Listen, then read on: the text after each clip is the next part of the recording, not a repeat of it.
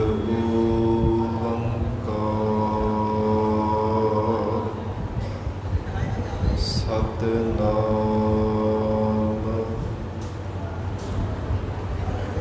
ਕਰਤਾ ਪੁਰਖ ਨਿਰਭਉ ਨਿਰਵੈਰ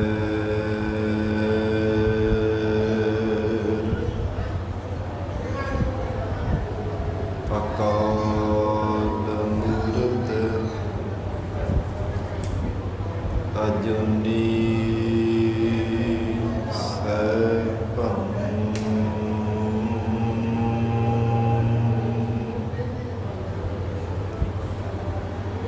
ਗੁਰ ਪ੍ਰਸਾਦ ਜਪ ਆਦਿ ਸਚ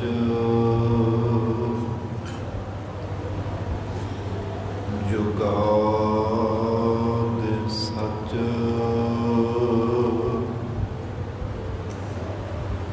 ਹੈ ਭੀ ਸਚ ਨਾਨਕ ਹੋਸੀ ਭੀ ਸਚ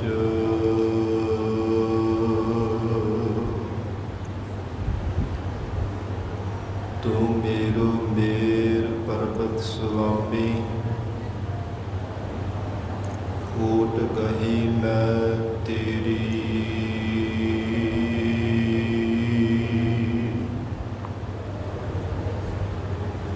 ਨਾ ਤੁਮ ਡੋਲਹੁ ਨਾ ਹਮ ਗਿਰਤੇ ਰਖ ਲੀਨੀ ਹਰ ਮੇਰੀ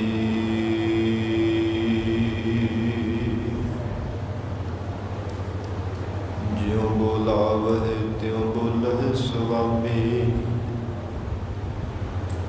ਕੁਦਰਤ ਕਵਣ ਹਮਾਰੀ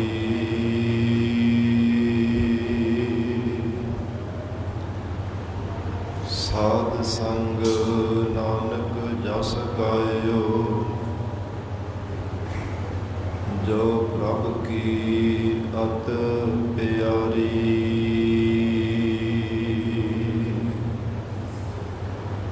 ਸਾਧ ਸੰਗ ਨਾਨਕ ਜਸ ਗਾਇਓ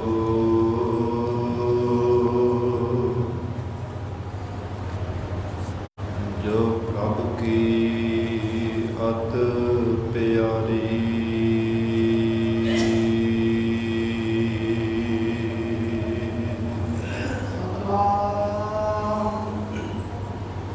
ਸ੍ਰੀ ਵਾਹਿਗੁਰੂ ਸਾਹਿਬ ਜੀ। ਸ੍ਰੀ ਰਾਗ ਮਹੱਲਾ ਪਹਿਲਾ।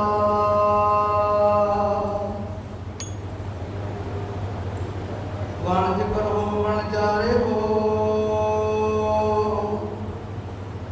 ਵਖਰ ਲਿਓ ਸਮਾਲ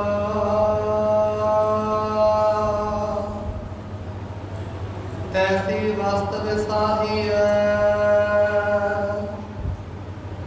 ਜੈਸੀ ਨਿਭੈ ਨਾਲ ਅੱਗੇ ਸਾਬ ਸੁਜਾਨ ਹੈ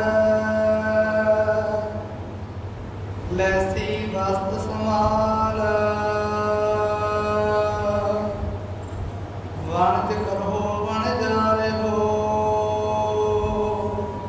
ਵਾਹਿਗੁਰੂ ਜੀ ਕਾ ਖਾਲਸਾ ਵਾਹਿਗੁਰੂ ਜੀ ਕੀ ਫਤਿਹ।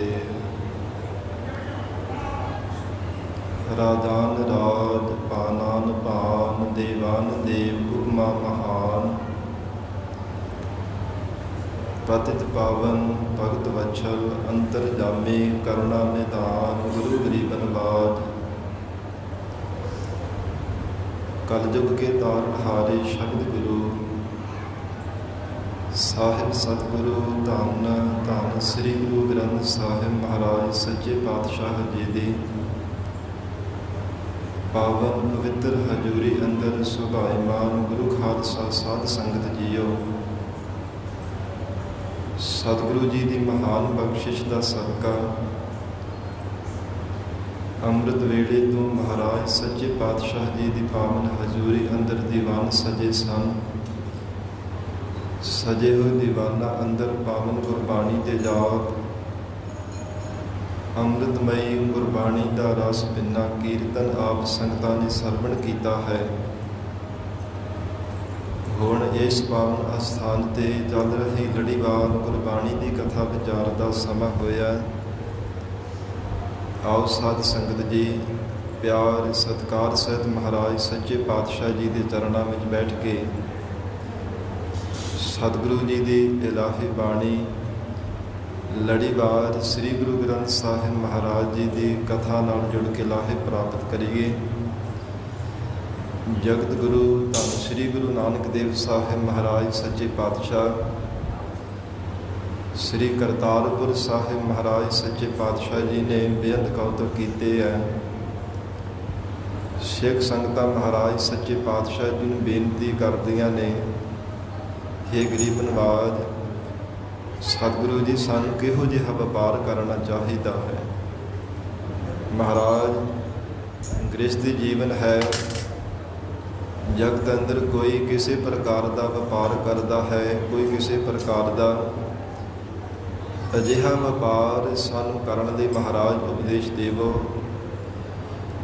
ਜਿਸ ਵਪਾਰ ਕਰਨੇ ਕਰਕੇ ਜੀਵਨ ਵੀ ਕਰਤਾਰਤ ਹੋ ਜਾਵੇ, ਲੋਕ ਪਰਲੋਕ ਸੁਹੇਲਾ ਹੋ ਜਾਵੇ। ਸਿੱਖਾਂ ਦੇ ਬੇਨਤੀ ਕਰਨ ਤੇ ਮਹਾਰਾਜ ਸੱਚੇ ਪਾਤਸ਼ਾਹ ਸ਼ਬਦ ਰਾਹੀਂ ਉਪਦੇਸ਼ ਦੇ ਰਹੇ ਹੈ। ਪਿਆਰ ਦੇ ਨਾਲ ਬੈਠ ਕੇ ਸਰਵਣ ਕਰੀਏ। ਧੰਨ ਸ੍ਰੀ ਗੁਰੂ ਗ੍ਰੰਥ ਸਾਹਿਬ ਮਹਾਰਾਜ ਸੱਚੇ ਪਾਤਸ਼ਾਹ ਜੀ ਨੂੰ ਸੀਸ ਝੁਕਾਵੋ। ਪਿਆਰ ਅਦਬ ਨਾਲ ਉਚਾਰਨ ਕਰੋ ਜੀ। ਸਤਿਨਾਮ ਸ੍ਰੀ ਵਾਹਿਗੁਰੂ ਸਾਹਿਬ ਜੀ। ਸਤਿਨਾਮ ਸ੍ਰੀ ਵਾਹਿਗੁਰੂ ਸਾਹਿਬ ਜੀ। ਸਤਿਨਾਮ ਸ੍ਰੀ ਵਾਹਿਗੁਰੂ ਸਾਹਿਬ ਜੀ। ਸ੍ਰੀ ਰਾਗ ਮਹੱਲਾ ਪਹਿਲਾ। ਵਣਜ ਕਰਹੁ ਵਣਜਾਰੇ ਹੋ। ਧੰਨ ਸਤਿਗੁਰੂ ਸ੍ਰੀ ਗੁਰੂ ਨਾਨਕ ਦੇਵ ਸਾਹਿਬ ਮਹਾਰਾਜ ਸੱਚੇ ਪਾਤਸ਼ਾਹ ਹਜ਼ੂਰ ਸ੍ਰੀ ਰਾਗ ਅੰਦਰ ਉਪਦੇਸ਼ ਬਖਸ਼ਿਸ਼ ਕਰ ਰਹੇ ਹੈ। ਐ ਸਿੱਖ ਸੰਗਤ ਜੀ, ਜਗਤ ਅੰਦਰ ਅਜਿਹਾ ਵਪਾਰ ਕਰਨਾ ਚਾਹੀਦਾ ਹੈ। ਵਣਜਾਰਿਓ ਭਾਵ ਹੇ ਜਗਿਆਸੁਰੂ ਵਪਾਰੀਓ, ਅਜਿਹਾ ਸੰਸਾਰ ਦੇ ਅੰਦਰ ਜੀਵਨ ਨੂੰ ਕਰਤਾਰ ਕਰਨ ਦੇ ਲਈ ਵਪਾਰ ਕਰਨਾ ਚਾਹੀਦਾ ਹੈ।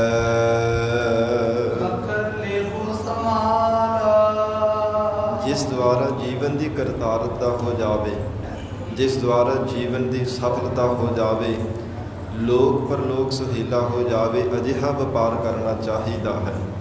ਵੱਖਰ ਲੇਹੋ ਸੰਭਾਲ। ਮਹਾਰਾਜ ਸੱਚੇ ਪਾਤਸ਼ਾਹ ਸਤਿਗੁਰੂ ਜੀ ਫਰਮਾਉਂਦੇ, ਪਰਮੇਸ਼ਰ ਦੇ ਨਾਮ ਰੂਪੀ ਪਦਾਰਥ ਨੂੰ ਸੰਭਾਲ ਲੈਣਾ ਕਰਮ, ਇਹ ਸਭ ਤੋਂ ਸ਼੍ਰੋਮਣੀ ਵਪਾਰ ਹੈ।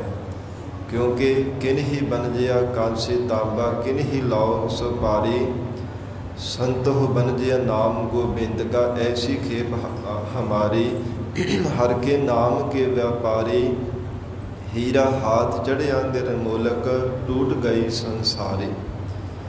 ਜਿਨ੍ਹਾਂ ਨੂੰ ਪਰਮਾਤਮਾ ਨੇ ਸੋਝੀ ਬਖਸ਼ੀ ਹੈ, ਉਹਨਾਂ ਪਰਮਾਤਮਾ ਦੇ ਨਾਮ ਦਾ ਵਪਾਰ ਕੀਤਾ ਹੈ।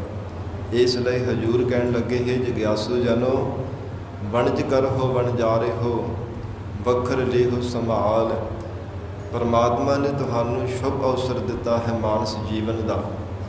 ਐਸਾ ਵਪਾਰ ਕੇਵਲ ਮਾਨਸ ਜੀਵਨ ਦੇ ਵਿੱਚ ਹੀ ਕੀਤਾ ਜਾ ਸਕਦਾ ਹੈ। ਅਜਿਹਾ ਵਪਾਰ, ਅਜਿਹਾ ਸੌਦਾ ਕੇਵਲ ਮਨੁੱਖਾ ਜੀਵਨ ਦੇ ਵਿੱਚ ਹੈ। ਹੋਰ ਕੋਈ ਦੁਨੀਆ ਦੀ ਐਸੀ 84 ਲੱਖ ਜੂਨਾਂ ਵਿੱਚੋਂ ਕੋਈ ਵੀ ਜੂਨ ਐਸੀ ਨਹੀਂ ਜਿਸ ਵਿੱਚ ਪਰਮੇਸ਼ਰ ਦੇ ਨਾਮ ਦਾ ਵਣਜ ਕੀਤਾ ਜਾ ਸਕੇ। ਮਹਾਰਾਜ ਸੱਚੇ ਪਾਤਸ਼ਾਹ ਹਜ਼ੂਰ ਕਹਿਣ ਲੱਗੇ ਹੈ, ਹੇ ਜਗਿਆਸੂ ਜਨੋ, ਜੀਵਨ ਦੇ ਵਿੱਚ ਤਾਂ ਹੀ ਇਹ ਕਰਤਾਰਤਾ ਹੋ ਸਕਦੀ ਹੈ ਜੇ ਇੱਕ ਚਿੱਤ ਹੋ ਕੇ ਪਰਮੇਸ਼ਰ ਦੇ ਨਾਮ ਦਾ ਵਪਾਰ ਕਰੋ। ਤੈਸੀ ਵਸਤ ਵਿਸਾਹੀਐ। ਵਿਸਾਹੀਆ ਨਾਮ ਹੈ ਖਰੀਦਣ ਦਾ। ਮਹਾਰਾਜ ਸੱਚੇ ਪਾਤਸ਼ਾਹ ਕਹਿੰਦੇ ਜੀਵਨ ਦੇ ਵਿੱਚ ਉਹ ਹੀ ਸ਼੍ਰੋਮਣੀ ਵਸਤੂ ਖਰੀਦਣੀ ਚਾਹੀਦੀ ਹੈ ਜੈਸੀ ਨਿਭੈ ਨਾਲ ਜੈਸੀ ਜਿਹੜੀ ਵਸਤੂ ਜੀਵਨ ਪਰਯੰਤ ਪਰਮੇਸ਼ਰ ਦੇ ਦਰ ਤੱਕ ਪਰਲੋਕ ਤੱਕ ਨਾਲ ਨਿਭਣਾ ਕਰੇ। ਕਿਉਂਕਿ ਦੁਨਿਆਵੀ ਜੋ ਵਸਤੂਆਂ ਪਦਾਰਥ ਹਨ ਕੇਵਲ ਦੁਨੀਆ ਤੱਕ ਸੀਮਿਤ ਨੇ, ਪਰ ਪਰਮੇਸ਼ਰ ਦੀ ਨਾਮ ਰੂਪ ਵਸਤੂ ਹੈ ਇਹ ਪਰਲੋਕ ਤੱਕ ਨਾਲ ਨਿਭਦੀ ਹੈ। ਜੀਵ ਦਾ ਸਾਥ ਨਹੀਂ ਕਦਾਚਿਤ ਵੀ ਛੱਡਣਾ ਕਰਦੀ। ਮਹਾਰਾਜ ਸੱਚੇ ਪਾਤਸ਼ਾਹ ਧੰਨ ਸ੍ਰੀ ਗੁਰੂ ਅਰਜਨ ਦੇਵ ਸਾਹਿਬ ਮਹਾਰਾਜ ਜੀ ਦੇ ਫਰਮਾਨ ਪੜ੍ਹਦੇ ਹਾਂ, ਜਹ ਮਾਤ ਪਿਤਾ ਸੁਧ ਮੀਤ ਨਾ ਭਾਈ, ਮਨ ਊਹਾ ਨਾਮ ਤੇਰਾ ਸੰਗ ਸਹਾਈ। ਹੇ ਮਨਾ, ਜਿੱਥੇ ਜਗਤ ਦੇ ਤੇਰੇ ਸਖੇ ਸੰਬੰਧੀਆਂ ਨੇ, ਪਰਿਵਾਰ ਨੇ, ਕੁਟੁੰਬ ਨੇ ਵੀ ਤੇਰੇ ਸਹਾਇਕ ਨਹੀਂ ਬਣਦਾ, ਜਿੱਥੋਂ ਤੱਕ ਤੇਰੇ ਪਰਿਵਾਰ, ਧੀਆਂ ਪੁੱਤਰਾਂ, ਮਾਤਾ ਪਿਤਾ ਸੰਬੰਧੀਆਂ ਦੀ ਪਹੁੰਚ ਨਹੀਂ ਹੈ, ਉੱਥੇ ਪਰਮੇਸ਼ਰ ਦੇ ਨਾਮ ਦੀ ਪਹੁੰਚ ਹੈ। ਉੱਥੇ ਪਰਮੇਸ਼ਰ ਦਾ ਨਾਮ ਹੀ ਤੇਰਾ ਸਹਾਇਕ ਹੋਣ ਵਾਲਾ ਹੈ। ਜਹ ਮਹਾ ਭਿਆਨ ਤਪਤ ਬਹੁ ਕਾਮ, ਤਹ ਹਰ ਕੇ ਨਾਮ ਕੀ ਤੁਮ ਉਪਰ ਸ਼ਾਮ। ਪਰਮੇਸ਼ਰ ਦੇ ਨਾਮ ਦੁਆਰਾ ਹੀ ਕਹਿੰਦੇ ਕਿ ਤੇਰੇ ਤੇ ਰਹਿਮਤ ਹੋਣ ਵਾਲੀ ਹੈ, ਨਹੀਂ ਤਾਂ ਜਮਾ ਦੀ ਮਾਰ ਤੋਂ ਕੋਈ ਦੁਨੀਆ ਦੀ ਸ਼ਕਤੀ ਹੋਰ ਨਹੀਂ ਕੋਈ ਤਾਕਤ ਇਹਨੂੰ ਬਚਾ ਸਕੇ।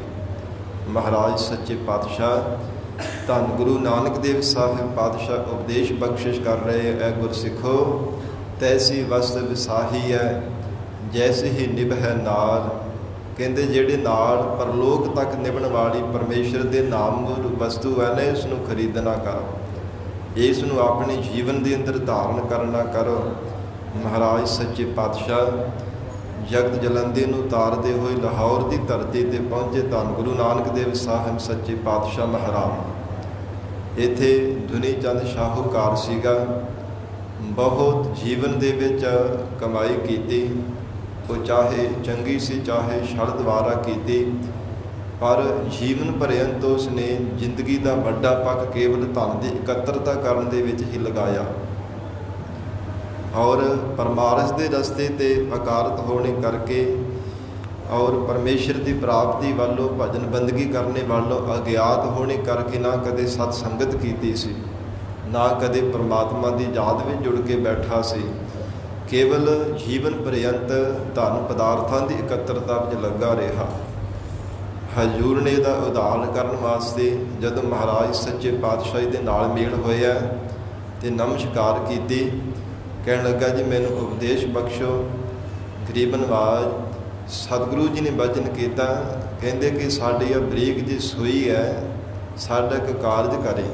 ਕਹਿੰਦੇ ਮਹਾਰਾਜ ਜੋ ਵੀ ਕਹੋ ਉਹ ਕਰਨ ਲਈ ਤਿਆਰ ਆ। ਮਹਾਰਾਜ ਸੱਚੇ ਪਾਤਸ਼ਾਹ ਕਹਿੰਦੇ ਬਰੀਕ ਜੀ ਸੂਈ ਹੈ, ਇੱਕ ਛੋਟਾ ਜਿਹਾ ਕੰਮ ਕਰਨਾ, ਪਰਲੋਕ ਦੇ ਵੀ ਸਾਨੂੰ ਦੇ ਦੇਵੇ।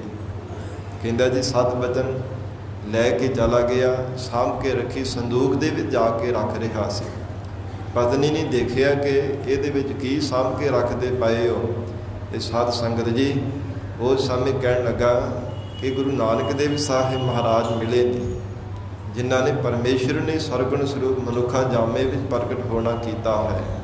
ਉਹ ਬਹੁਤ ਬੰਦਗੀ ਕਰਨ ਵਾਲੇ ਮਹਾਂਪੁਰਖ ਨੇ, ਉਹਨਾਂ ਨੇ ਮੈਨੂੰ ਇਹ ਸੂਈ ਦਿੱਤੀ ਹੈ। ਕਹਿੰਦੇ ਕਿ ਪਰਲੋਕ ਦੇ ਵਿੱਚ ਇਹ ਸਾਨੂੰ ਦੇ ਦੇਵੇ, ਪਰਲੋਕ ਵਿੱਚ ਤੇਰੇ ਤੋਂ ਅਸੀਂ ਸੂਈ ਲਾਵਾਂਗੇ, ਇਹ ਸਾਡਾ ਕਾਰਜ ਕਰਨਾ ਹੈ। ਇਸ ਲਈ ਹੇ ਭਾਗਾ ਵਾਲੀਏ ਮੈਂ ਇਹਨੂੰ ਸੰਦੂਕ ਦੇ ਵਿੱਚ ਸਾਂਭ ਕੇ ਰੱਖ ਰਿਹਾ ਹਾਂ।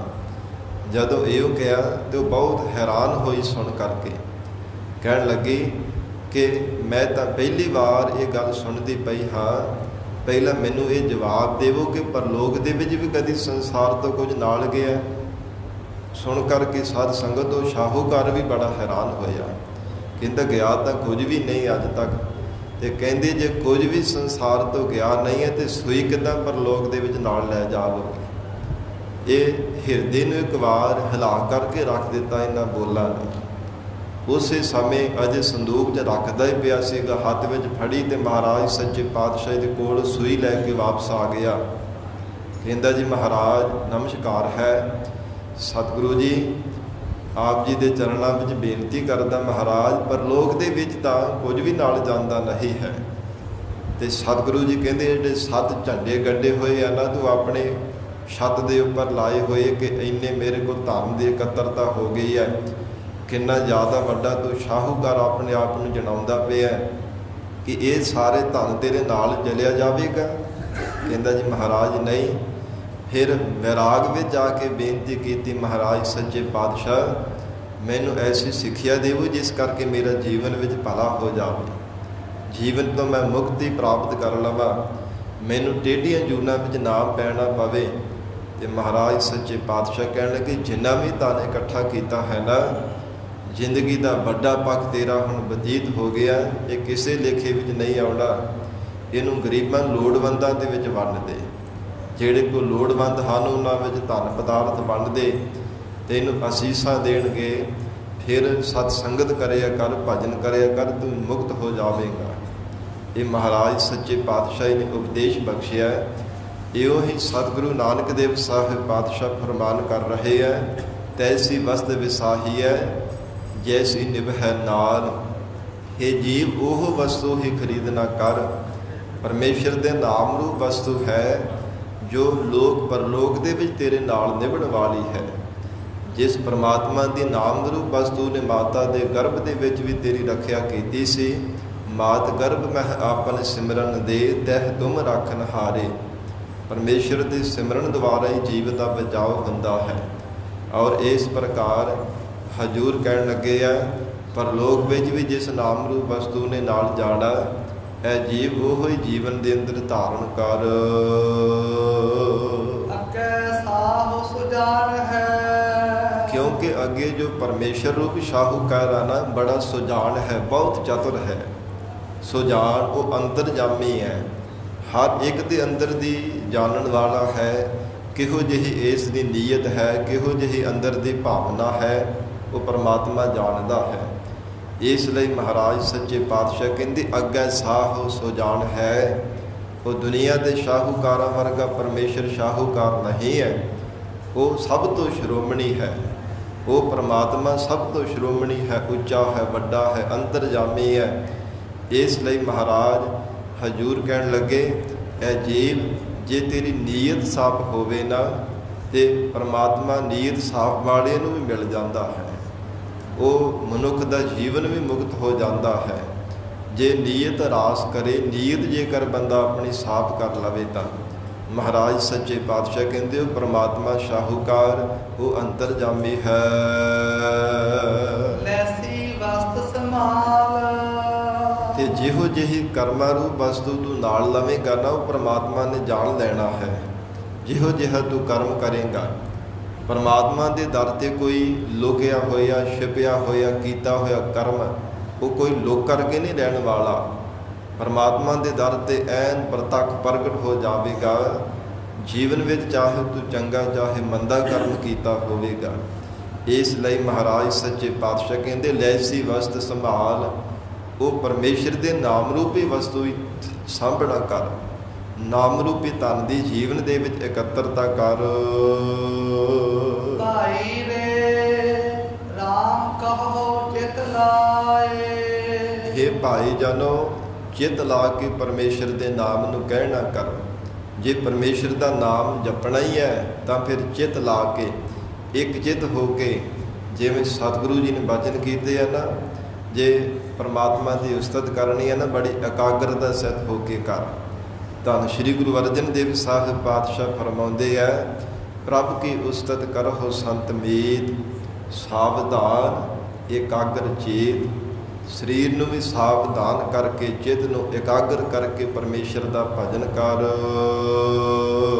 ਹਰ ਜਸ ਵਖਰ ਲੈ ਚਲੋ। ਪਰਮੇਸ਼ਰ ਦਾ ਜਸ ਰੂਪੀ ਜੋ ਵੱਖਰ ਵਸਤੂ ਹੈ, ਪਦਾਰਥ ਹੈ, ਹੇ ਜੀਵ ਆਪਣੇ ਜੀਵਨ ਦੇ ਵਿੱਚ ਖੱਟ ਕੇ ਨਾਲ ਲੈ ਚੱਲਣਾ ਕਰ।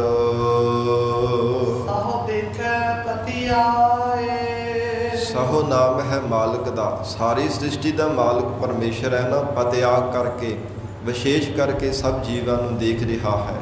ਸਹੁ ਦੇਖੈ ਪਤੀ ਆਏ, ਤੇ ਪਤਿਆਈ ਹੁੰਦੇ ਵਿਸ਼ੇਸ਼ ਕਰਕੇ, ਨਿਰਣਾ ਕਰਕੇ ਕਿਸੇ ਜੀਵ ਨੂੰ ਦੇਖਣਾ। ਉਹ ਪਰਮਾਤਮਾ ਹਰ ਇੱਕ ਜੀਵ ਦੇ ਕਰਮਾਂ ਨੂੰ ਨਿਰਣਾ ਕਰ ਕਰਕੇ ਦੇਖਦਾ ਹੈ।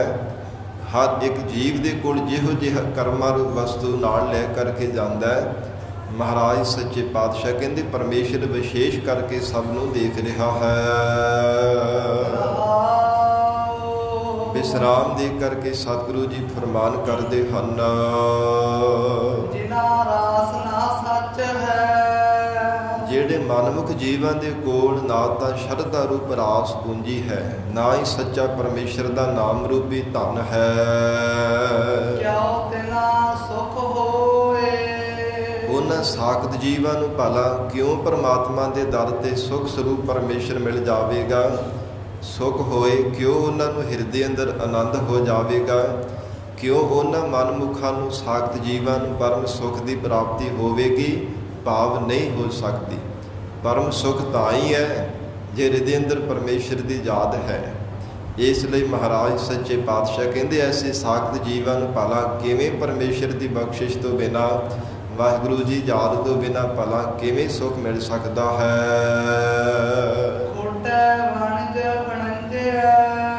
ਜਿਹੜੇ ਖੋਟੇ ਜੀਵ ਹੈ ਨਾ, ਸਾਖਤ ਪੁਰਸ਼ ਹੈ ਖੋਟਾ, ਜੋ ਕਿਸੇ ਵੀ ਕੰਮ ਆਉਣ ਵਾਲਾ ਨਹੀਂ। ਜਿਵੇਂ ਖੋਟਾ ਰੁਪਈਆ ਹੋਵੇ ਨਾ, ਖੋਟਾ ਪੈਸਾ ਹੋਵੇ ਤੇ ਸਾਧ ਸੰਗਤ ਜੀ ਉਹਦੇ ਨਾਲ ਕੁਝ ਖਰੀਦਿਆ ਨਹੀਂ ਜਾ ਸਕਦਾ, ਖੋਟੇ ਪੈਸੇ ਦਾ ਕੋਈ ਮੁੱਲ ਨਹੀਂ ਪੈਂਦਾ। ਤਿਵੇਂ ਮਹਾਰਾਜ ਸੱਚੇ ਪਾਤਸ਼ਾਹ ਫਰਮਾਉਂਦੇ ਆ, ਇਹ ਜੀਵ ਖੋਟਾ ਵਣਜ ਵਣਜੇ ਹੈ। ਜਿਹੜੇ ਸੰਸਾਰ ਦੇ ਖੋਟੇਪਨ ਵਿੱਚ ਖੋਟੇ ਕਰਮ ਕਰਦੇ ਹੈ, ਜਿਹੜੇ ਮਨ ਕਰਕੇ ਵੀ ਜਿਨ੍ਹਾਂ ਨੇ ਖੋਟਤਾ ਹੀ ਧਾਰਨ ਕੀਤੀ ਹੈ, ਮਨ ਤਨ ਖੋਟਾ ਹੋਏ। ਉਹਨਾਂ ਦਾ ਜਿੱਥੇ ਤਨ ਖੋਟਾ ਹੈ ਉੱਥੇ ਮਨ ਵੀ ਖੋਟਾ ਹੈ। ਮਨ ਵਿੱਚ ਵੀ ਖੋਟ ਹੀ ਧਾਰਨ ਕੀਤੀ ਹੈ, ਮਨ ਵਿੱਚ ਵੀ ਖੋਟਾਪਨ ਧਾਰਨ ਕਰਕੇ ਸੰਸਾਰ ਦੇ ਅੰਦਰ ਝੂਠਾ ਹੀ ਖੋਟਾ ਹੀ ਵਪਾਰ ਕਰਦੇ ਹੈ। ਝੂਠ ਬੋਲ ਕਰਕੇ ਕਿਸੇ ਨੂੰ ਵਪਾਰ ਕਰੀ ਜਾਣਾ, ਕਹਿਣਾ ਕੁਝ ਹੋਰ ਤੇ ਵੇਚਣਾ ਕੁਝ ਹੋਰ। ਇਉਂ ਇਸ ਪ੍ਰਕਾਰ ਮਹਾਰਾਜ ਸੱਚੇ ਪਾਤਸ਼ਾਹ ਕਹਿੰਦੇ ਮਨ ਤਨ ਖੋਟਾ ਹੋਏ। ਉਹਨਾਂ ਦਾ ਤਨ ਵੀ ਤੇ ਮਨ ਵੀ ਖੋਟਾ ਹੀ ਹੁੰਦਾ ਹੈ। ਤਨ ਕਰਕੇ ਵੀ ਖੋਟਤਾ ਕਰਦੇ, ਹੱਥਾਂ ਦੇ ਨਾਲ ਪਕੜ ਕਰਕੇ, ਤਨ ਮੁਖ ਤੋਂ ਬੋਲ ਕਰਕੇ, ਝੂਠ ਬੋਲ ਕਰਕੇ ਪਦਾਰਥਾਂ ਨੂੰ ਵੇਚੀ ਜਾਂਦੇ, ਵਪਾਰ ਕਰੀ ਜਾਂਦੇ ਹੈ। ਔਰ ਮਨ ਦੇ ਅੰਦਰ ਤਾਂ ਪਹਿਲਾਂ ਹੀ ਖੋਟਤਾ ਧਾਰਨ ਕੀਤੀ ਹੁੰਦੀ ਹੈ। ਮਨ ਕਰਕੇ ਸੋਚਦੇ ਆ, ਤਨ ਕਰਕੇ ਫਿਰ ਸਾਧ ਸੰਗਤ ਜੀ ਖੋਟਤਾ ਕਰਦੇ ਹੈ।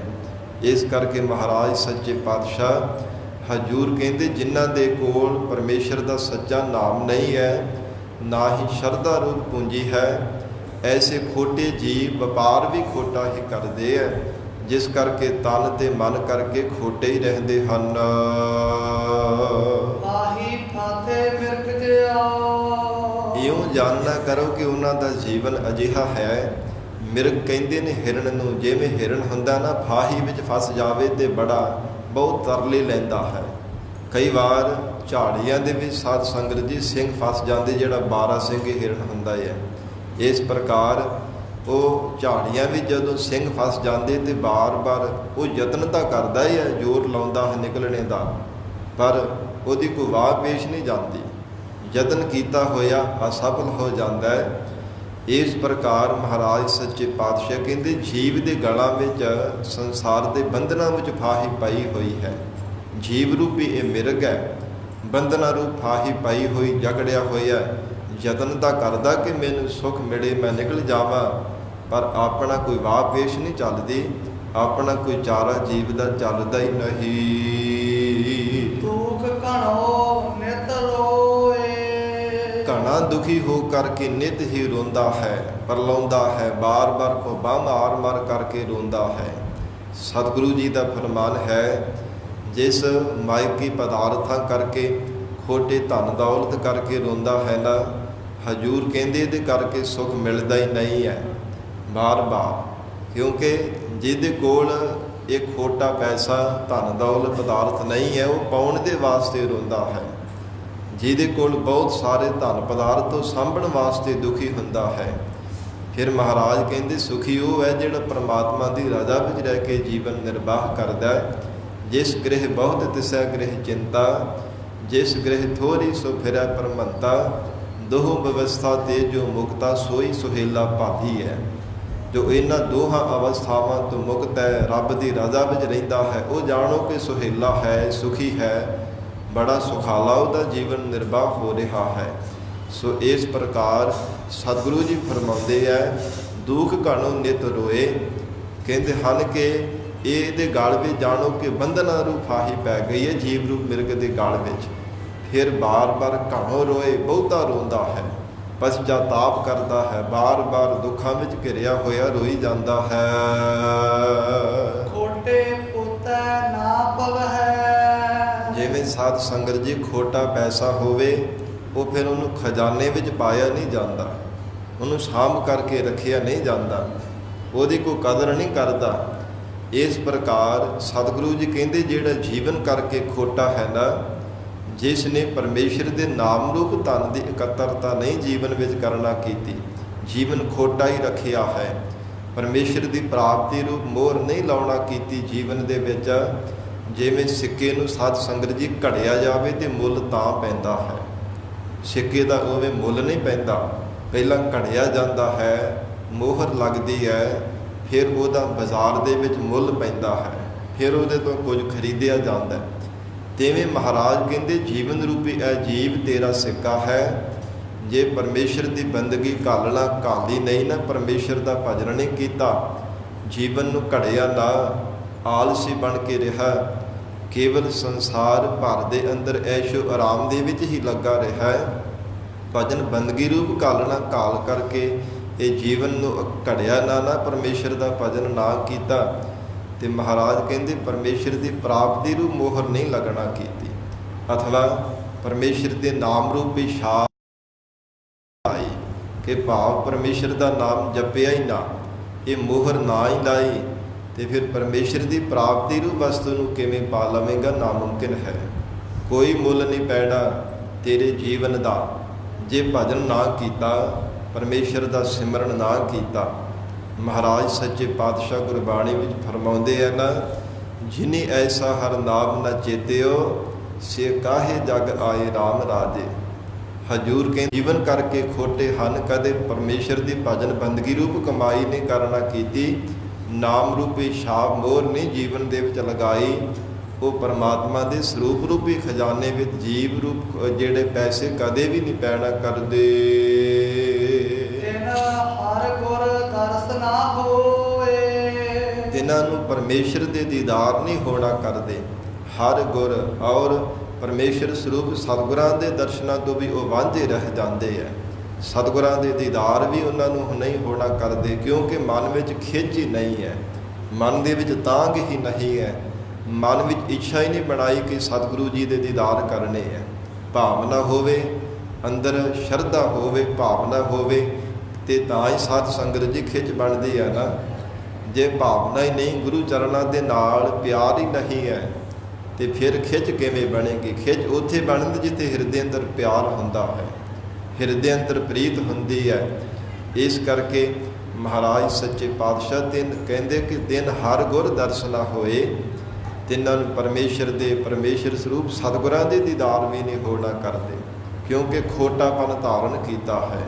ਸਾਧ ਸੰਗਤ ਜੀ ਖਿਮਾ ਕਰਨਾ, ਆਉਂਦੇ ਭਾਵੇਂ ਅਸੀਂ ਤੀਰਥ ਯਾਤਰਾ ਕਰਨ ਵਾਸਤੇ ਆ, ਪਰ ਬਹੁਤਾਤ ਵਿੱਚ ਸਾਡੇ ਵਿੱਚ ਅਜਿਹੇ ਸਰੀਰ ਹੋਣਗੇ ਜੋ ਗੁਰੂ ਕੇ ਦਰਬਾਰ ਦੇ ਵਿੱਚ ਵੀ ਨਹੀਂ ਆਉਂਦੇ, ਕੇਵਲ ਬਾਹਰੋਂ ਹੀ ਦੁਕਾਨਾਂ ਤੋਂ ਬਾਜ਼ਾਰਾਂ ਤੋਂ ਫਿਰ ਕਰਕੇ ਘਰੀ ਚਲੇ ਜਾਂਦੇ ਆ। ਆਉਣਾ ਏਡੀ ਦੂਰੋਂ ਤੀਰਥ ਯਾਤਰਾ ਵਾਸਤੇ, ਗੁਰੂ ਕਲਗੀਧਰ ਪਿਤਾ ਸਤਿਗੁਰਾਂ ਦੇ ਦਰਸ਼ਨਾਂ ਵਾਸਤੇ ਚੱਲੇ ਹਨ, ਪਰ ਗੁਰੂ ਕੀ ਸੰਗਤ ਵਿੱਚ ਸਤਿਗੁਰਾਂ ਦੇ ਦਰਸ਼ਨ ਵੀ ਕਈ ਵਾਰ ਪ੍ਰਾਪਤ ਨਹੀਂ ਹੁੰਦੇ।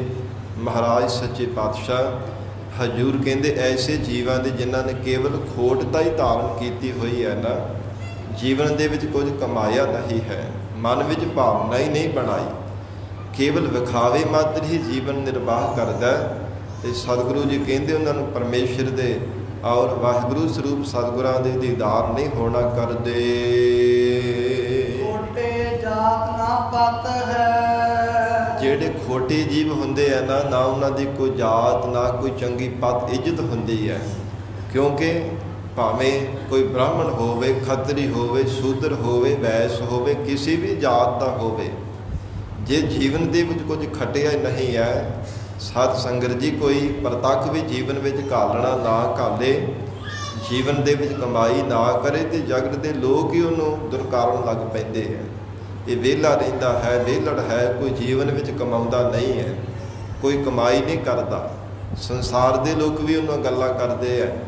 ਤੇ ਮਹਾਰਾਜ ਕਹਿੰਦੇ ਜੇ ਪਰਮੇਸ਼ਰ ਦਾ ਨਾਮ ਨਾ ਜੀਵਨ ਦੇ ਵਿੱਚ ਕਮਾਇਆ, ਫਿਰ ਪਰਮੇਸ਼ਰ ਦੇ ਦਰ ਤੇ ਵੀ ਤੈਨੂੰ ਕੋਈ ਸ਼ੋਭਾ ਨਹੀਂ ਮਿਲਣ ਵਾਲੀ, ਪਰਮੇਸ਼ਰ ਦੇ ਦਰ ਤੇ ਵੀ ਤੇਰੀ ਵਡਿਆਈ ਨਹੀਂ ਹੋਵੇਗੀ, ਉੱਥੇ ਵੀ ਤੈਨੂੰ ਲਾਹਣਤਾਂ ਹੀ ਪੈਣਗੀਆਂ।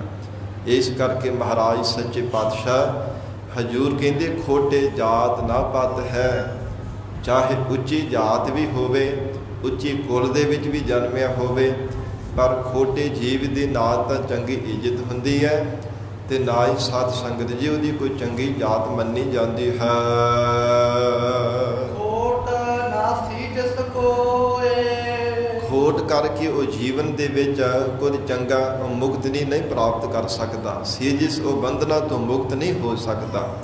ਇਸ ਕਰਕੇ ਮਹਾਰਾਜ ਸੱਚੇ ਪਾਤਸ਼ਾਹ ਹਜ਼ੂਰ ਕਹਿੰਦੇ ਐਸੇ ਜਿਹੜੇ ਖੋਟੇ ਜੀਵ ਹੈ, ਖੋਟਾ ਜੀਵਨ ਜਿਨ੍ਹਾਂ ਨੇ ਆਪਣਾ ਧਾਰਨ ਕੀਤਾ ਹੈ, ਕਦੇ ਪਰਮੇਸ਼ਰ ਦਾ ਭਜਨ ਨਹੀਂ ਕਰਦੇ, ਉਹ ਜਾਣੋ ਕਦੇ ਮੁਕਤ ਹੋ ਹੀ ਨਹੀਂ ਸਕਦੇ।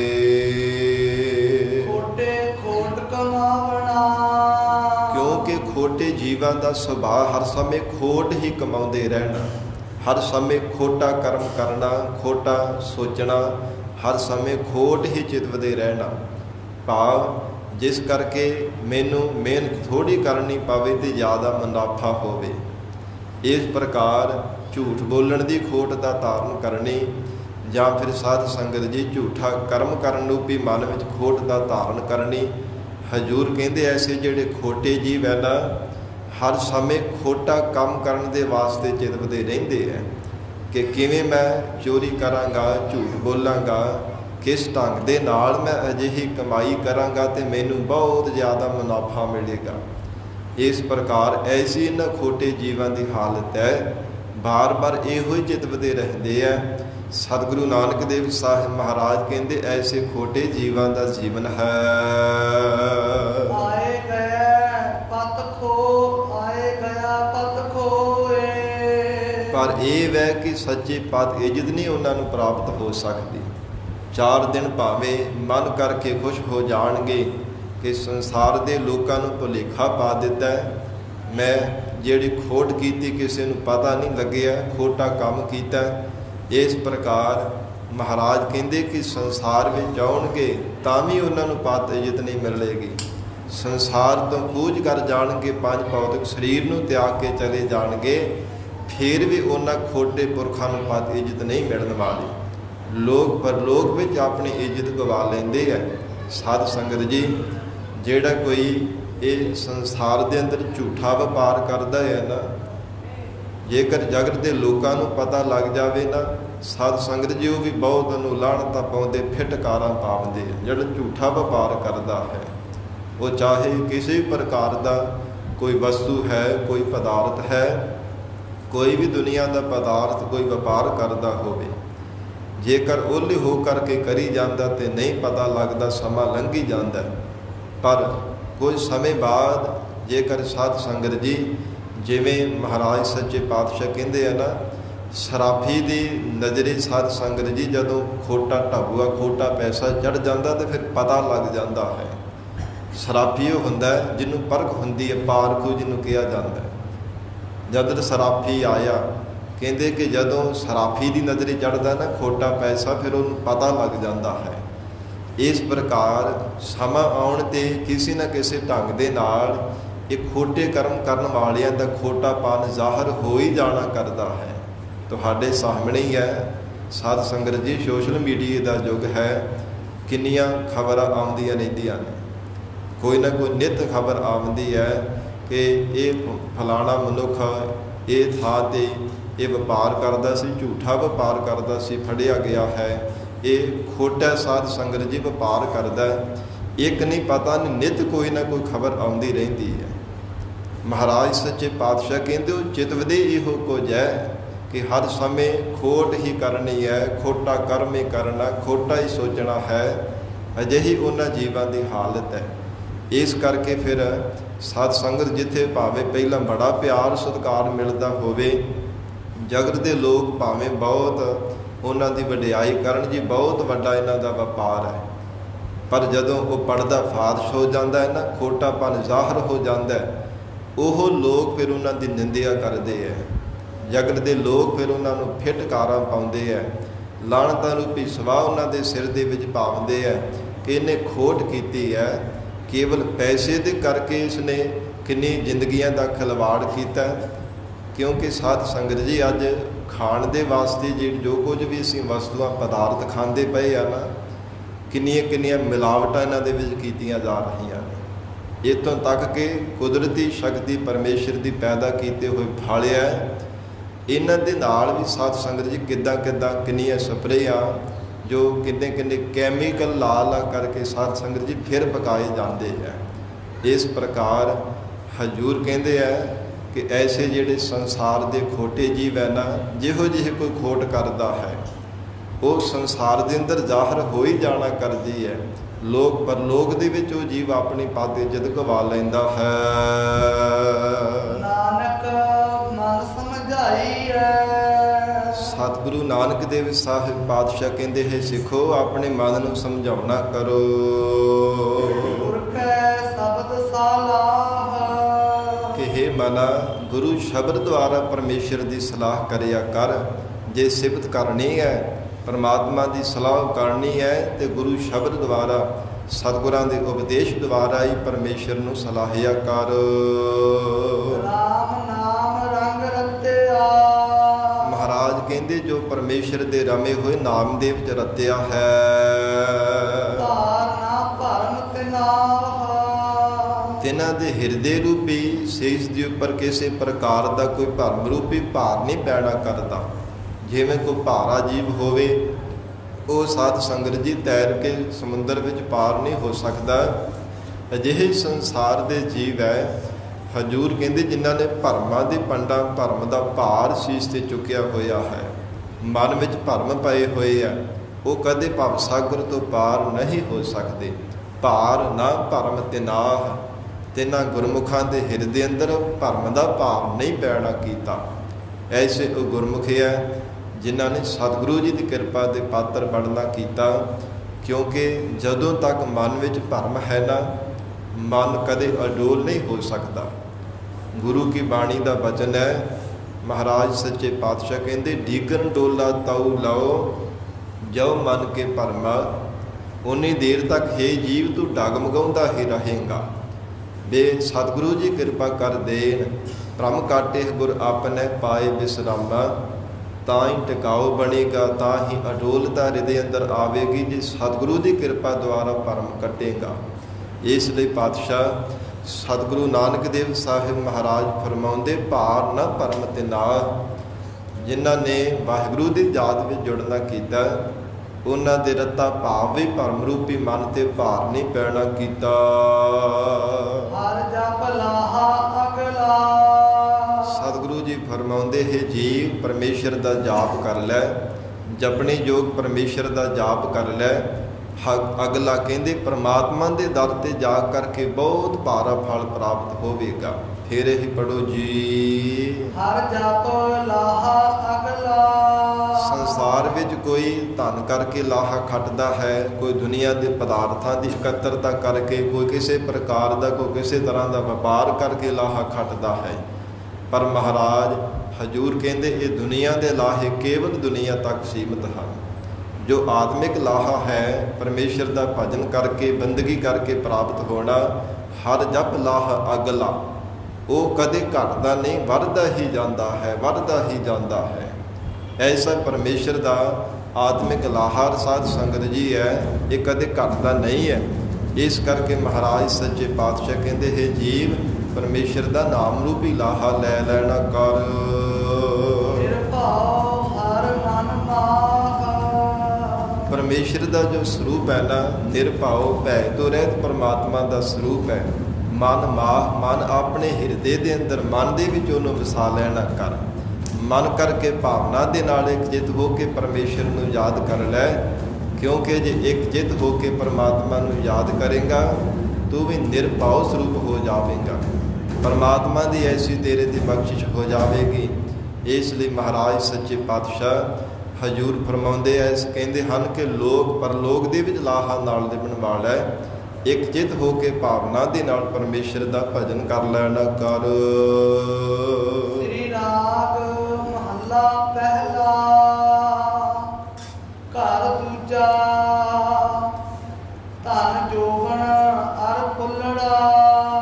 ਧੰਨ ਸਤਿਗੁਰੂ ਨਾਨਕ ਦੇਵ ਸਾਹਿਬ ਮਹਾਰਾਜ ਸੱਚੇ ਪਾਤਸ਼ਾਹ ਦੂਸਰੇ ਘਰ ਸੁਰ ਤਾਲ ਅੰਦਰ ਸਤਿਗੁਰੂ ਜੀ ਉਪਦੇਸ਼ ਬਖਸ਼ਿਸ਼ ਕਰਦੇ ਹੈ। ਹਜੂਰ ਫਰਮਾਉਂਦੇ ਹਨ ਧਨ ਜੋਬਨ ਅਰ ਫੁੱਲੜਾ। ਵੈਰਾਗਮਈ ਉਪਦੇਸ਼ ਬਖਸ਼ਿਸ਼ ਕਰ ਰਹੇ ਹੈ। ਸਤਿਗੁਰੂ ਨਾਨਕ ਦੇਵ ਸਾਹਿਬ ਪਾਤਸ਼ਾਹ ਆਖਦੇ ਐ ਪ੍ਰਾਣਾ ਤਾਰੇ ਜੀਵ, ਪਰਮਾਤਮਾ ਨੇ ਤੈਨੂੰ ਸੁੱਖ ਸਹੂਲਤਾਂ ਵਾਸਤੇ ਧਨ ਦਿੱਤਾ ਹੈ, ਪਦਾਰਥ ਦਿੱਤੇ ਹੈ। ਫਿਰ ਜਵਾਨੀ ਬਖਸ਼ੀ ਪਰਮਾਤਮਾ ਨੇ ਤੈਨੂੰ। ਔਰ ਹਜੂਰ ਕਹਿੰਦੇ ਹਨ ਧਨ ਜੋਬਨ ਔਰ ਫੁੱਲੜਾ। ਇਹਦਾ ਕਦੇ ਮਾਣ ਨਾ ਜੀਵਨ ਦੇ ਵਿੱਚ ਕਰਨਾ ਕਰੇ, ਕਦਾ ਚਿੱਤ ਵੀ ਹੰਕਾਰ ਨਾ ਕਰਨਾ ਕਰੇ। ਪਰ ਅਗਿਆਤ ਹੋਣੇ ਕਰਕੇ ਜੀਵ ਇਹਨਾਂ ਦਾ ਮਾਣ ਕਰਦਾ ਹੈ।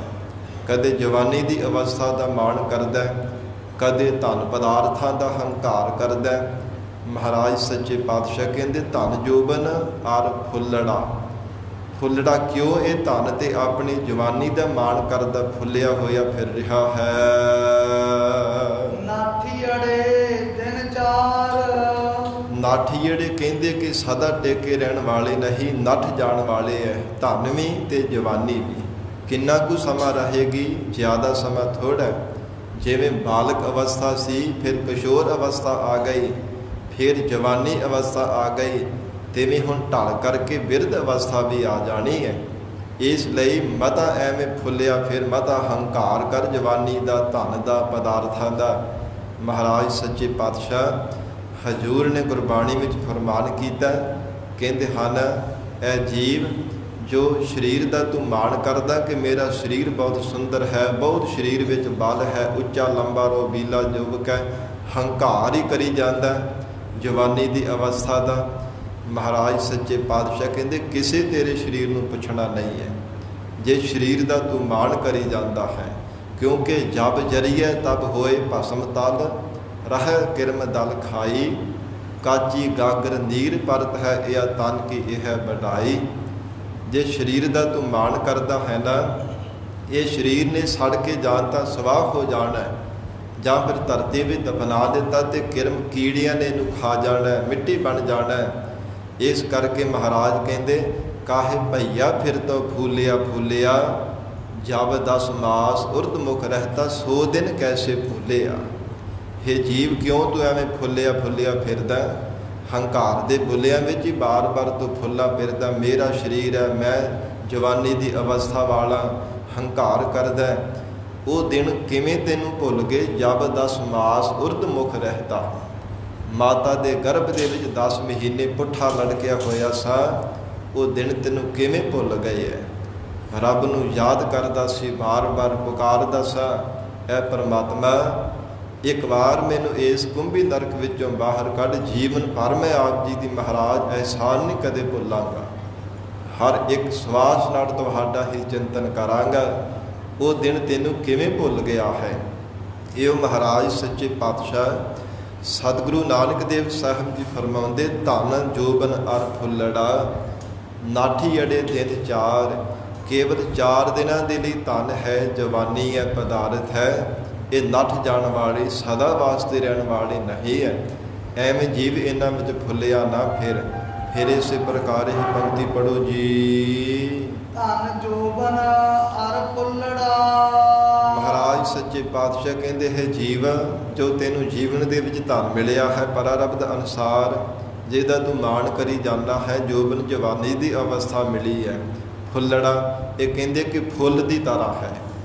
ਫੁੱਲ ਜਿਵੇਂ ਸਾਧ ਸੰਗਤ ਜੀ ਕਿੰਨਾ ਕੁ ਸਮਾਂ ਰਹਿੰਦਾ ਹੈ, ਕਿੰਨਾ ਕੁ ਸਮਾਂ ਫੁੱਲ ਹੈ।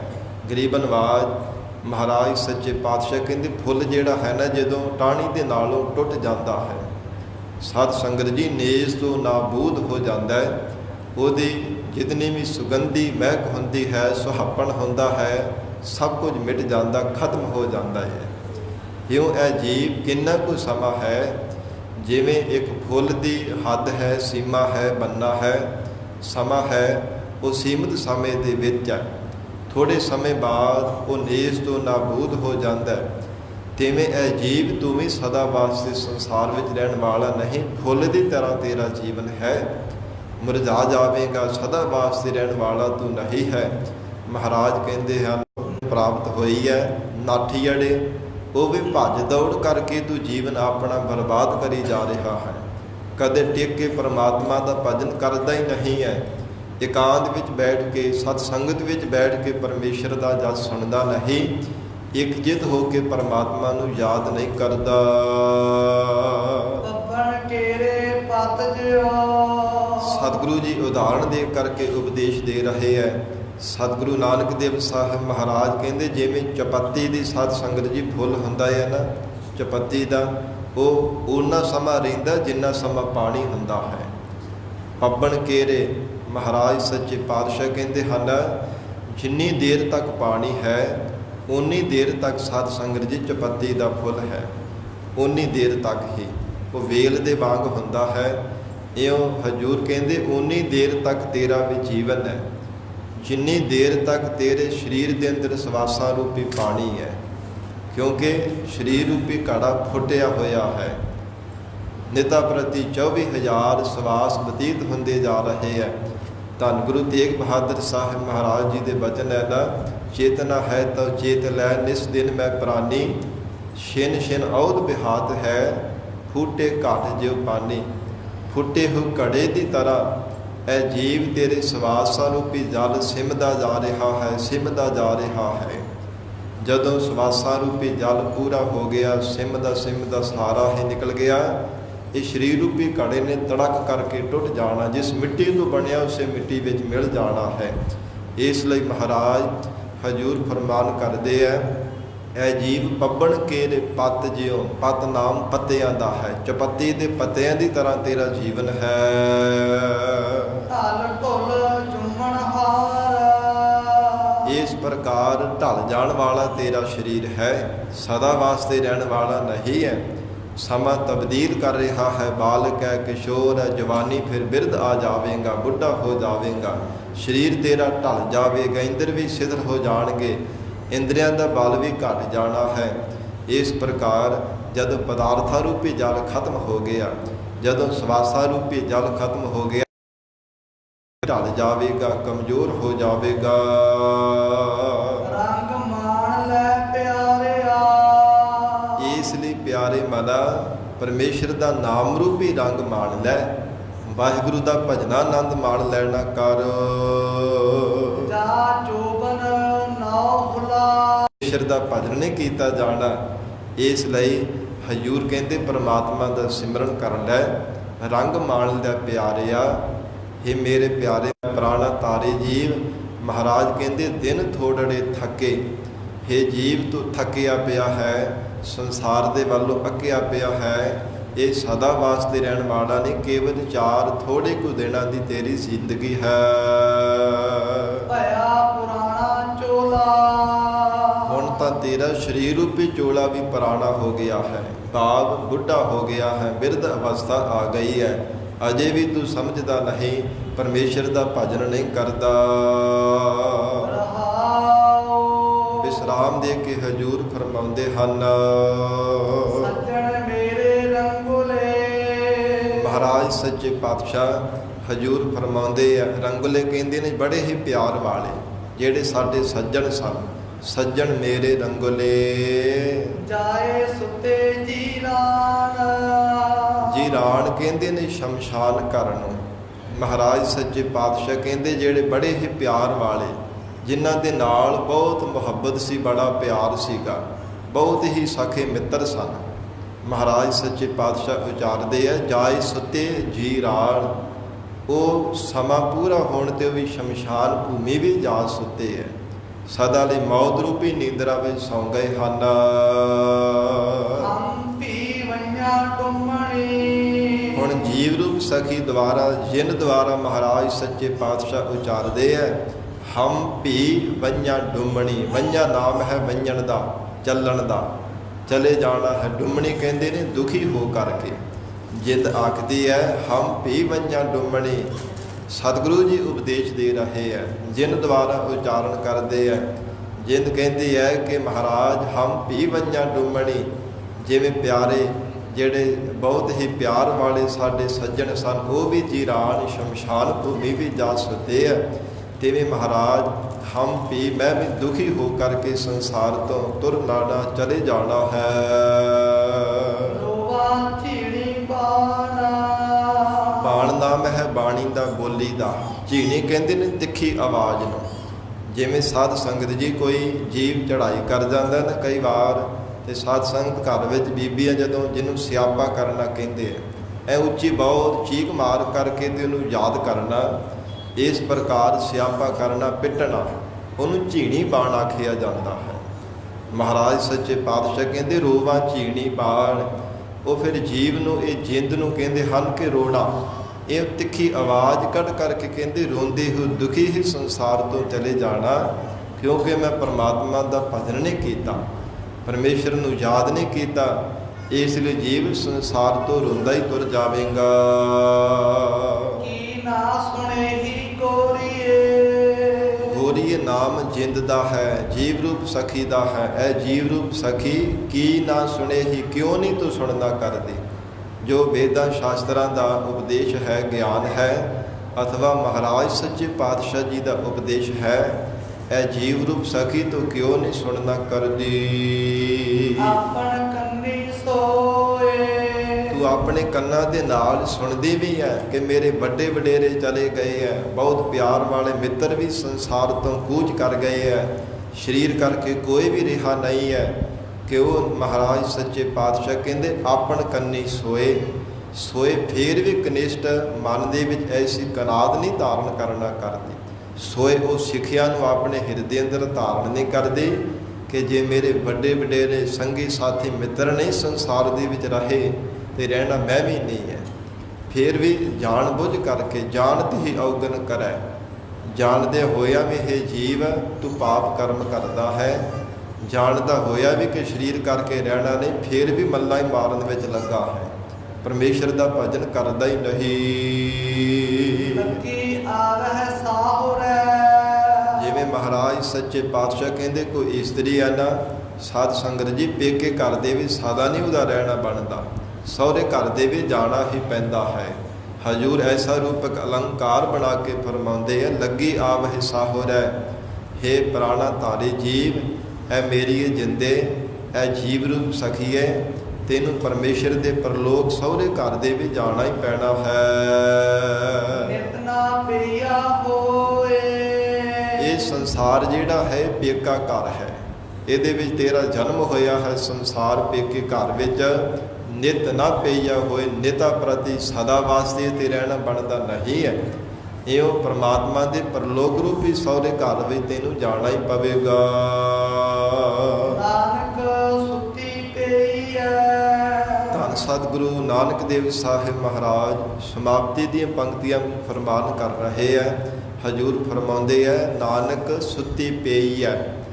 ਕਹਿੰਦੇ ਹਨ ਕਿ ਜਿਹੜੀ ਸੰਸਾਰ ਦੇ ਅੰਦਰ ਜੀਵ ਰੂਪ ਸਖੀ ਹੈ ਨਾ, ਇਸ ਨੇ ਅਵਿਦਿਆ ਰੂਪ ਨੀਂਦਰਾ ਵਿੱਚ ਹੀ ਸੁੱਤੇ ਰਹਿਣਾ ਕੀਤਾ ਹੈ। ਪਰਮਾਤਮਾ ਦੀ ਯਾਦ ਵਿੱਚ ਕਦੇ ਜੁੜੇ ਹੀ ਨਹੀਂ ਹੈ, ਕਦੇ ਜਾਗਰਤ ਅਵਸਥਾ ਵਿੱਚ ਜੀਵ ਨੇ ਆਉਣਾ ਹੀ ਨਹੀਂ ਕੀਤਾ। ਜਾਨ ਵਿਰਤੀ ਸੰਨ। ਮਹਾਰਾਜ ਸੱਚੇ ਪਾਤਸ਼ਾਹ ਉਚਾਰਦੇ ਬੇਰਤੀ, ਕਹਿੰਦੇ ਹਨ ਜਿਹੜੀ ਖੋਟੀ ਰੁੱਤ ਹੁੰਦੀ ਨੂੰ ਵਿਰਤੀ ਆਖਿਆ ਜਾਂਦਾ ਹੈ। ਭਾਵ ਬਿਨਾਂ ਰੁੱਤ ਤੋਂ ਹੀ ਸਾਧ ਸੰਗਤ ਜੀ ਜਿਵੇਂ ਕੁਝ ਉਗਾ ਲੈਣਾ, ਕੁਝ ਪੈਦਾ ਕਰਨਾ, ਇਸ ਪ੍ਰਕਾਰ ਕੁਝ ਲਾਹਾ ਕਰ ਲੈਣਾ, ਕੁਝ ਹਾਨੀ ਲੈ ਲੈਣੀ ਬਿਨਾਂ ਰੁੱਤ ਤੋਂ ਹੀ। ਇਹ ਮਹਾਰਾਜ ਸੱਚੇ ਪਾਤਸ਼ਾਹ ਕਹਿੰਦੇ ਜੀਵਨ ਰੂਪ ਜ਼ਿੰਦਗੀ ਰੂਪ ਇਹ ਤੇਰੀ ਰੁੱਤ ਹੈ। ਜਿਵੇਂ ਚੋਰ ਹੁੰਦੇ ਆ ਨਾ, ਰਾਤ ਨੂੰ ਸੰਨ ਲਾ ਕੇ ਫਿਰ ਚੋਰੀ ਕਰਦੇ ਆ, ਕੰਧ ਨੂੰ ਸੰਨ ਲਾ ਕਰਕੇ। ਪਰ ਇਹ ਜੀਵ ਪਰਮਾਤਮਾ ਨੇ ਤੈਨੂੰ ਮਨੁੱਖਾ ਜੀਵਨ ਬਖਸ਼ਿਸ਼ ਕੀਤਾ। ਵਿਕਾਰਾਂ ਰੂਪੀ ਚੋਰ ਦਿਨੇ ਹੀ ਤੇਰੀ ਜ਼ਿੰਦਗੀ ਨੂੰ ਸੰਨ ਲਾਉਂਦੇ ਪਏ ਆ, ਸ਼ੁਭ ਗੁਣਾ ਰੂਪੀ ਪਦਾਰਥ ਨਿਤਾ ਪ੍ਰਤੀ ਚਲਾਉਂਦੇ ਪਏ ਆ, ਪਰ ਤੈਨੂੰ ਕੋਈ ਕਨਸੋ ਹੈ ਹੀ ਨਹੀਂ ਹੈ, ਤੈਨੂੰ ਕੋਈ ਖਬਰਸਾਰ ਹੈ ਹੀ ਨਹੀਂ ਹੈ। ਇਸ ਲਈ ਪਾਤਸ਼ਾਹ ਜੀ ਨੇ ਫਰਮਾਨ ਕੀਤਾ ਜਾਣ ਬੇਰਤੀ ਸੰਨ। ਕਹਿੰਦੇ ਵਿਕਾਰਾਂ ਰੂਪੀ ਚੋਰ ਨਿਤ ਹੀ ਤੇਰੇ ਜੀਵਨ ਦੇ ਵਿੱਚ ਸੰਨ ਲਾ ਰਹੇ ਹੈ, ਸ਼ੁਭ ਗੁਣਾ ਰੂਪੀ ਪਦਾਰਥ ਚੁਰਾ ਰਹੇ ਹਨ। ਗੁਣਾ ਗਵਾਈ ਕੰਠੜੀ। ਇਹੋ ਕਹਿੰਦੇ ਸੰਸਾਰ ਦੇ ਅੰਦਰ ਜੇਕਰ ਲਾਹਾ ਪ੍ਰਾਪਤ ਕਰਨਾ ਸੀ ਉਸੇ ਸ਼ੁਭ ਗੁਣਾ ਨੂੰ ਧਾਰਨ ਕਰਕੇ, ਪਰ ਗੁਣਾ ਗਵਾਹੀ ਗੰਠੜੀ, ਜੋ ਸ਼ੁਭ ਗੁਣਾ ਦੀ ਦੈਵੀ ਗੁਣਾ ਰੂਪੀ ਗੰਠੜੀ ਸੀ ਨਾ, ਇਹ ਜੀਵ ਰੂਪ ਸਖੀ ਨੇ ਗਵਾਈ ਦਿੱਤੀ ਹੈ। ਭਾਵ ਔਗੁਣਾਂ ਨੂੰ ਧਾਰਨ ਕੀਤਾ ਤੇ ਸ਼ੁਭ ਗੁਣਾਂ ਨੂੰ ਤਿਆਗ ਦਿੱਤਾ ਹੈ। ਅਵਗਣ ਚੱਲੀ ਪੰਨ ਹਜੂਰ ਫਰਮਾਨ ਕਰਦੇ, ਇਸ ਜੀਵ ਰੂਪ ਸਖੀ ਨੇ ਔਗੁਣਾਂ ਦੀ ਪੰਡ ਨੂੰ ਬੰਨ੍ਹ ਕੇ ਚੱਲਣਾ ਕੀਤਾ ਹੈ, ਸ਼ੁਭ ਗੁਣਾਂ ਦਾ ਤਿਆਗ ਕਰ ਦਿੱਤਾ। ਕੇਵਲ ਔਗੁਣਾਂ ਰੂਪੀ ਹਿਰਦੇ ਰੂਪ ਬੁੱਧ ਰੂਪ ਪੰਡ, ਇਹਨਾਂ ਨੂੰ ਔਗੁਣਾਂ ਨੂੰ ਪਦਾਰਥਾਂ ਨੂੰ ਬੰਨ੍ਹ ਕਰਕੇ ਜਾਣਾ ਕੀਤਾ। ਜਿੰਨੇ ਵੀ ਸ਼ੁਭ ਗੁਣ ਸਨ ਸਭ ਦਾ ਤਿਆਗ ਕੀਤਾ ਹੈ। ਐਸੀ ਇਹ ਜੀਵ ਦੀ ਹਾਲਤ ਹੈ। ਮਹਾਰਾਜ ਸੱਚੇ ਪਾਤਸ਼ਾਹ ਧੰਨ ਸਤਿਗੁਰੂ ਨਾਨਕ ਦੇਵ ਸਾਹਿਬ ਮਹਾਰਾਜ ਹਜੂਰ ਨੇ ਐਸਾ ਇਹ ਵੈਰਾਗਮਈ ਉਪਦੇਸ਼ ਬਖਸ਼ਿਸ਼ ਕੀਤਾ ਹੈ। ਸ਼ਬਦ ਦੇ ਅੰਦਰ ਸਤਿਗੁਰੂ ਜੀ ਬਖਸ਼ਿਸ਼ ਕਰਨ, ਪਾਵਨ ਉਪਦੇਸ਼ ਸਾਡੇ ਹਿਰਦਿਆਂ ਅੰਦਰ ਵਸ ਜਾਵੇ। ਗੁਰੂ ਬਚਨਾਂ ਦੀ ਕਮਾਈ ਕਰਕੇ ਜੀਵਨ ਸਫਲਾ ਬਣਾ ਸਕੀਏ। ਸਤਿਗੁਰੂ ਜੀ ਦੀ ਪਵਿੱਤਰ ਬਾਣੀ ਦੀ ਕਥਾ ਕਰਦਿਆਂ ਹੋਈਆਂ ਬੇਅੰਤ ਭੁੱਲਾਂ ਦੀ ਖਿਮਾ ਧੰਨ ਸ੍ਰੀ ਗੁਰੂ ਗ੍ਰੰਥ ਸਾਹਿਬ ਮਹਾਰਾਜ ਆਪ ਸੰਗਤ ਬਖਸ਼ਣਹਾਰ ਹੋ। ਅਗਾਹ ਵਾਸਤੇ ਸਮਤ ਬਖਸ਼ਣੀ ਜੀ। ਦੇਹੁ ਸੱਜਣ ਅਸੀਸੜੀਆ, ਜਿਉ ਹੋਵੈ ਸਾਹਿਬ ਸਿਓ ਮੇਲ। ਨਾਨਕ ਸੁਤੀ ਪਈ ਜਾਣ ਬਿਰਤੀ ਸੰਨ, ਗੁਣਾ ਗਵਾਈ ਕੰਠੜੀ ਅਵਗਣ ਚੱਲੀ ਪੰਨ। ਵਾਹਿਗੁਰੂ ਜੀ ਕਾ ਖਾਲਸਾ,